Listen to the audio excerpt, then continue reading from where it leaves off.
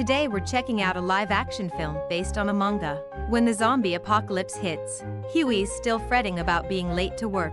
Of course he'd think that Huey's the definition of a corporate drone. We once had such promising prospects. But the second he joined the workforce, he realized his dream advertising agency wasn't what he imagined. To his horror, it turned out to be a ruthless sweatshop exploiting its own employees. Relentless, backbreaking work with no boundaries. Embracing the brutal motto, work till you drop. His sole consolation was the lovely Saori at the workplace. Yet despite this never-ending cycle of stress and exhaustion, Hui slowly turned into an emotionally numb zombie. He even regularly contemplated suicide as an escape. Hui assumed it would be just another uneventful day. Then all hell broke loose, zombies everywhere. Streets littered with mutilated corpses. In the initial chaos, a panicked Hui barely had time to process what was happening. As he fled, his mind raced with thoughts. These have to be zombies, right? Wait, does this mean he gets the day off work? He cheered, sweet. No work today. Hui, finally free from work, is absolutely over the moon. Even though he's completely surrounded by zombies, he's never felt more alive. Right when he was thinking about Saori, he got her address and an invitation. On his way down, he casually offered to get supplies for his panicked neighbor. So he put on his headphones, hopped on his bike, and rode off.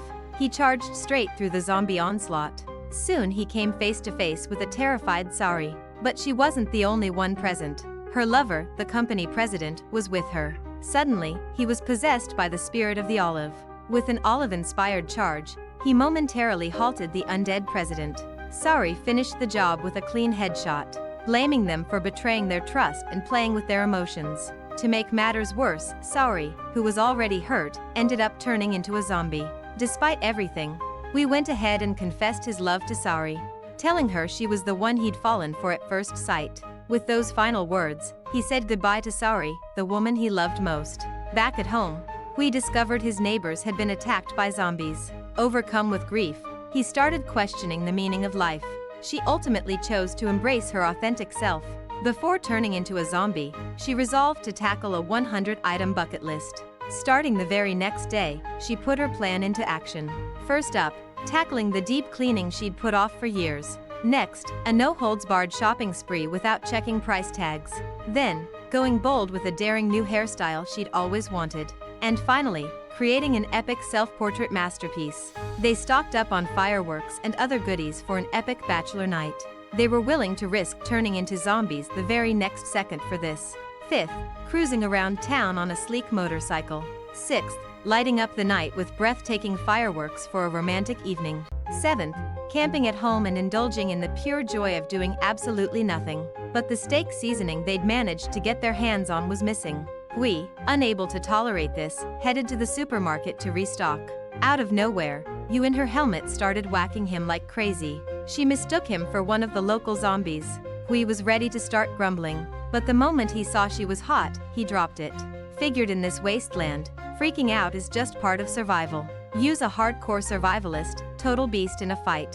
Zombies come at her? She just lays into them. It also shows how zombies are drawn to noise. But Yu had no patience for Huey's carefree, goofy personality, so she made it clear they were done and walked away. As he stared at the photo, Hui was reminded of his old buddy Kenichiro. But Hui and Kenichiro had fallen out before. After all, Kenichiro had charmed his way to the top as a real estate sales star. Plus, he was dating a gorgeous model, so the suggestion that he should quit his terrible job went in one ear and out the other. After all, Hui, being an overworked employee, felt a mix of envy and resentment. So he mentioned the match they should have won earlier, but was lost due to Kenichiro's blunder, which led to a heated argument and an unhappy parting. Meanwhile, Kenichiro, who was there before the zombie outbreak, by sheer luck, he survived because he was nursing a hangover at the SM hotel. But zombies had him cornered in the room, no food, no water, just pure desperation. At death's door, Huey's call felt like a miracle, just when he needed it most. When Song Jiang learned Kenichiro was stranded in the hotel, waiting to die, Hui didn't hesitate. He was heading straight to the hotel to rescue his best friend. But what happened next? Even Kenichiro couldn't believe it. The shock hit Kenichiro like a ton of bricks. Dressed in his rugby gear, Hui revved up his motorcycle and took off. He sped ahead fearlessly, plowing through zombie roadblocks. The approaching zombie horde didn't faze him one bit. Hui blasted his Bluetooth playlist, drawing the zombies' focus like a magnet. Then, with rugby player agility, he dodged and weaved through the chaos. He slipped past the zombies blocking his path. To Kenichiro's surprise, Hui had really come to save him. To everyone's shock, Hui straight up offered a heartfelt apology right off the bat. He was utterly ashamed of himself for feeling jealous toward his best buddy. Kenichiro fired back with an equally intense apology of his own. He was stunned by Huey's bold moves and terrifying efficiency. So he quipped half seriously, "A guy like Hui might just be the one to save us all." Scrolling through short videos, he saw the city districts were getting overrun at alarming speed. They simultaneously came up with the same destination. Kenichiro believed the Paradise Aquarium was the safest bet. Plus, there'd be fish to eat. Hui was after the shark combat suit and rescue the remaining survivors. Right as they were about to leave, they stumbled upon the bus survivors mid-attack. Rather than saving complete strangers, they'd rather save the girl they know. To his surprise, "We found you" was here too. With the zombie horde closing in, they were forced to take shelter in a nearby supermarket. But the driver hid the fact that he was wounded. This group was just like Hui and his crew. Word is the aquarium's a safe haven. That's why we're all heading there to ride this out. Huey's team came through and rescued the girl. Turns out she's the flight attendant they'd been hoping to meet. And get this, Huey's always dreamed of sharing a drink with a flight attendant. Here's the kicker though, our boy Huey's got zero game. First thing out of his mouth? "So, you got a man?" But instantly became the target of dislike. In contrast, the smooth-talking Kenichiro was way more popular with the ladies. So they quickly hit it off and went off together, leaving poor Hui alone and heartbroken. Luckily, you spotted Huey's injury and kept him company. But before long, the driver transformed into a zombie and started attacking them. Meanwhile, Kenichiro was partying hard with the two flight attendants. Naturally, this drew a crowd of zombies. Unsurprisingly, the two girls were the first to fall victim and got completely eaten. Finally, the trio lit some fireworks to distract the zombies. Under the cover of distraction, they managed to slip away. Going on an RV trip was one of Huey's dreams. Ultimately, the trio escaped the zombie horde in their mobile home. Yu wasn't thrilled about it but didn't know how to drive, forcing her to tag along. On the 7th day, the group rescued and fed a chained dog, then tried paddleboard yoga on the water. It was challenging, but ticking things off their list felt incredible. Gradually, smiles spread across their faces. The adventure rolls on with the trio trying out paragliding, thrilling and exhilarating. After all that fun, they recharge with some instant noodles.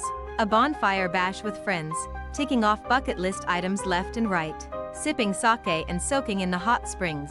Pure bliss, couldn't ask for more. Hitting the road with Hui and Kenichiro. Even survivalist-minded Yu began to change her perspective, coming to believe that a bold, vibrant existence was truly more worthwhile to experience. They found their path blocked by artificial barriers. When Hui came to, he was staring at their company manager, convinced this must be a dream, until he realized they'd actually reached Paradise Aquarium. Their manager has now taken charge of the aquarium. They happened to be shooting on location when the zombie apocalypse hit, so they bunkered down and turned it into their stronghold. But as survivors kept flooding in, with supplies running low, the manager started transforming the place into his personal fiefdom. He began holding people hostage by controlling food and supplies, work for meals. They even rounded up some zombies to use as security and to fend off other survivors. When the boss found a useful underling, he wanted to keep him on the team. Just as Hui was going to say no, the boss manipulated him, claiming this was the only safe place for him and his friends. Are your personal desires really more important than your friends' needs? On top of the grossly unfair resource allocation here, Hui slipped back into his corporate drone persona, all smiles but dead inside. Though it pained Kenichiro to watch this internal conflict, but acting rashly might get everyone else kicked out as well. Before long, their carelessness left the aquarium vulnerable to an ambush by those backstabbing zombies. The zombie horde meant for defense became a massive threat. Some workers got dragged into the water by zombies, triggering mutations in the pool's sharks. Just as Hui was drowning in his dead-end job, both Kenichiro and Yu came to his aid, urging Hui to fight for his life. There are times when you just have to tough it out through hardships. But ever since she and Hui began living life on their own terms, she had a change of heart, realizing in a world where death could strike at any moment. There's no such thing as a perfect choice, everything's relative. That's why she refused to keep living like this, like some mindless walking dead. Her words hit Hui like a lightning bolt of clarity. Rediscovered who I truly am, and from that awful boss of mine, reclaimed my bucket list. That's why I'm handing in my resignation, cutting all ties with that boss for good. Even if I end up regretting this, I refuse to sleepwalk through the rest of my life. Meanwhile, the zombie swarm had already breached their location. The boss immediately ditched his team, using them as human shields, just as they started to believe they were safe for the moment. The shark mutant burst out of the water without warning, instantly crushing one victim flat. But the real nightmare was how the shark mutant had grown freaking human legs to move on land. Just as the group was trying to make a run for it, the shark-like creature smashed through the wall, cutting off their escape. The terrifying sight sent chills down their spines. Once again, they scrambled for cover. The manager who'd been hiding in the shadows tried to slip away, but the shark creature immediately zeroed in on him. Meanwhile, Hui finally got his hands on his special gear, the high-tech shark suit. So they decided to strike first. Even the annoying boss deserves saving. Right as Hui was pinned down by the shark creature, Kenichiro came charging in with the crane, engaging the shark in a deadly game of cat and mouse. Meanwhile, Hui fought to rescue the others, going hand-to-hand against a horde of zombies.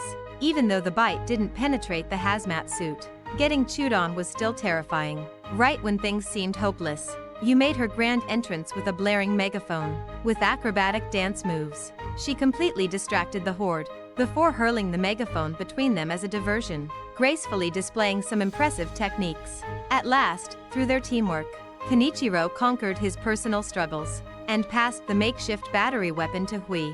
Hui then executed a knockout punch like One Punch Man, electrocuting the shark monster into submission, with the threat finally neutralized. After seeing through their boss's true colors, they chose to go solo. Meanwhile, Huey's crew kept going, setting out to tackle their ultimate bucket list. If you ever find yourself in their shoes, what's on your ultimate bucket list? Drop your answers below. This is Amber signing off. Catch you in the next one.